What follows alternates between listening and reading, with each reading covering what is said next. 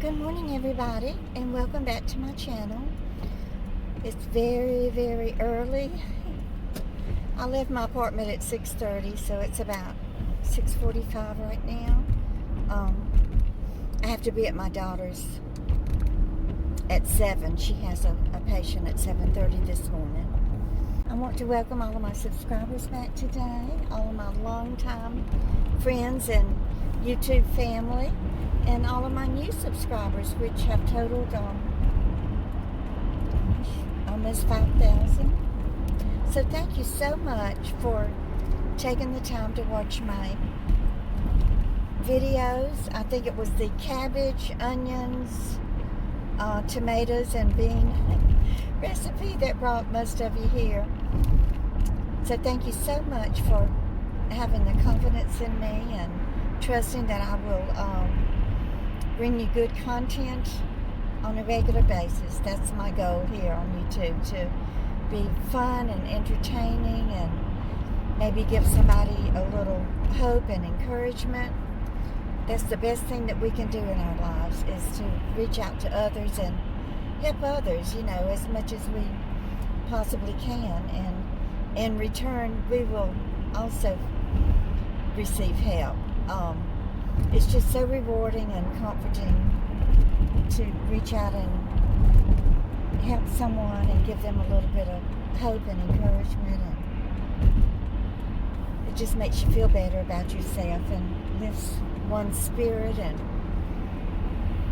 helps to get you through times of difficulties and depression. If you're busy reaching out and helping somebody else, you're not going to have time to think about all of your worries and aches and pains and trials and tribulations. Out of adversity comes strength, and what we learn from going through adversity and the strength that we gain, pass it on to others. Even if you don't have a social media platform like I do here on YouTube, there's still other ways that you can help others. So many of us now communicate through Facebook and Instagram and Twitter in different ways, so you don't have to have a YouTube channel to reach out and be a little shining light in the midst of someone's darkness. So just keep that in mind and get up with a fresh and renewed attitude every morning, and just do the best that you possibly can to make the world a better place. So what I wanted to kind of talk about this morning is, how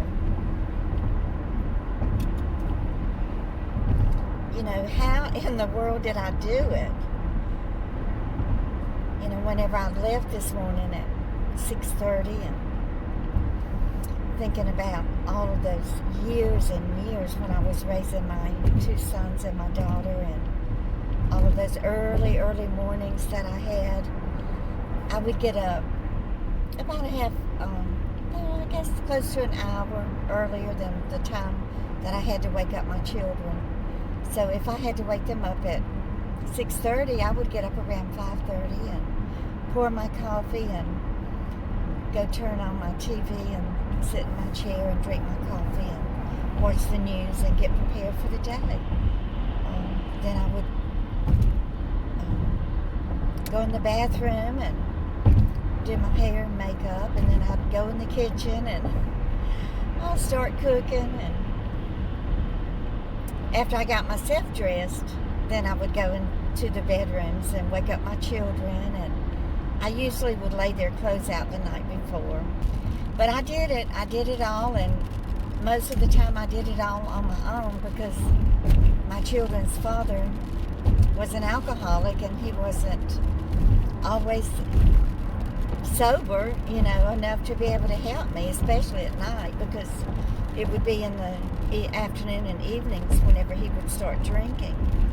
He was not a hard liquor alcoholic, but nonetheless, he was an alcoholic. I mean, you can still be an alcoholic just drinking enough beer to get drunk, and that's what he did. He was addicted to Budweiser. So, you know, I was like miracle mom or super mom, I don't know what they're called, but to me, I was just being a mom and a good mother, the best that I could possibly be for my children. And I cooked a good hearty breakfast for them every morning, Monday through Friday. My children did not eat cereal before they went to school. I knew it would have an effect on their sugar levels, and I didn't want them to have a big sugar rush and then a big drop in their blood sugar and then not be able to concentrate and do well in their class and do well with their schoolwork. I never could eat cereal. That when I was growing up in the 50s and 60s, all we had was corn flakes and oh goodness, my phone storage filled up again. When I bought the phone, I wanted this Google Pixel, but I didn't want the Pixel 4. I just wanted the Pixel 3a. It was the older one, so it was a lot cheaper. But the storage was 60 something, I think, 64 gigabytes or something. Instead of it's like half of the Samsung phone. But the Samsung phone, comparable to this one with a good camera, was about $300 or $400 more. I wasn't going to pay that. So I got this one, and I have to always remember, or try to remember, which I don't always do, to delete some of the old videos and photos and things before I start recording. So I don't even know where I was at when I got cut off, but I know I was just talking about when I was raising my children and how difficult it was, and now that it's just me and I'm trying to get just myself up and drink my coffee and get my breakfast and get dressed. I don't even have to do my hair and makeup because I'm just going to my daughter's. Nobody's going to see me but the grandkids. And they love their grandma no matter how I look. Oh, but I guess, you know, whenever you're young and you have that youthfulness on your side, that makes all the difference. You can just move faster and do things faster than before. So I want to invite my new subscribers to go back and watch some of my early videos from October of 2000 and was it 18, 17? I don't remember. I think 2018. Anyway, if you could go back, I do have some playlists, so if you could go back and watch some of those older videos, you would have a better understanding of who I am and where I came from and where I'm at now and where I'm headed. So I gotta go move the orange cones.